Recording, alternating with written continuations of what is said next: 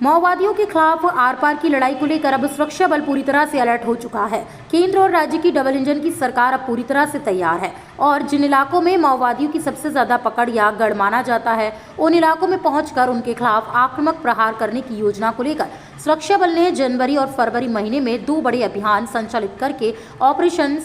सूर्य शक्ति चला रही है। अब धीरे धीरे कोर इलाकों में सुरक्षा बल पहुंचकर ऑपरेशन भी लगातार तेज कर रही है। वहीं जनवरी और फरवरी महीने में सुरक्षा बल के द्वारा माओवादियों के कोर इलाके में चलाए जा रहे ऑपरेशन सूर्य शक्ति से माओवादियों का जनाधार कम हुआ है और सप्लाई लाइन भी कमजोर हुई है और इन इलाकों में अब विकास पहुंचाने और ग्रामीणों को विकास से जोड़ने के लिए सुरक्षा बल एक एक कदम आगे बढ़ा रही है। माओवादियों के सबसे कोर इलाका माने जाने वाली पूर्वती अब सुरक्षा बलों ने अपने कब्जे में ले लिया है। माओवादी की सप्लाई लाइन टूटने के बाद माओवादी सुरक्षा बलों से लड़ने के लिए खुद देशी हथियार तैयार करने में लगे हुए हैं।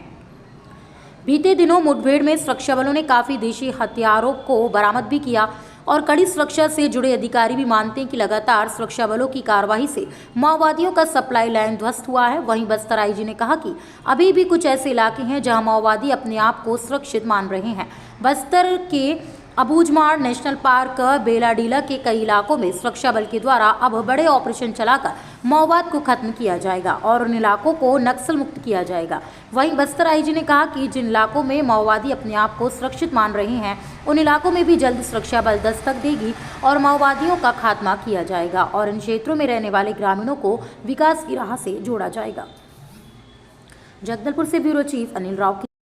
जो आईडी जो बोलते हैं उसके लिए उनके पास अलग अलग क्षेत्र में जो स्थानीय स्तर पर कुछ लेथ मिशन वो जैसा लगा कर रखा गया और आईडीज़ को जो असेंबल करने के लिए उनके पास जो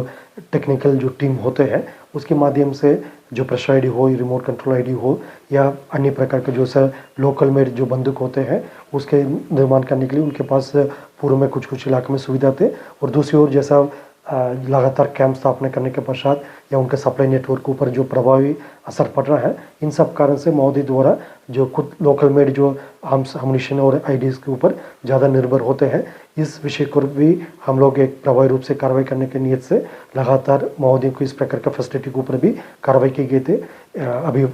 जनवरी और फरवरी महीने में 2 बड़ी अभियान जो अबूझमाड़ क्षेत्र में और दक्षिण बस्तर इलाके में संचालित की गई ऑपरेशन सूर्य शक्ति। इस दौरान माओवादियों का अनेक ऐसा डंप और उनके जो आर्म्स अम्युनिशन या लेथ मिशन वगैरह को जो बरामद करके उसका नष्ट की गए थे। आने वाले समय में भी माओवादियों की इस प्रकार के जो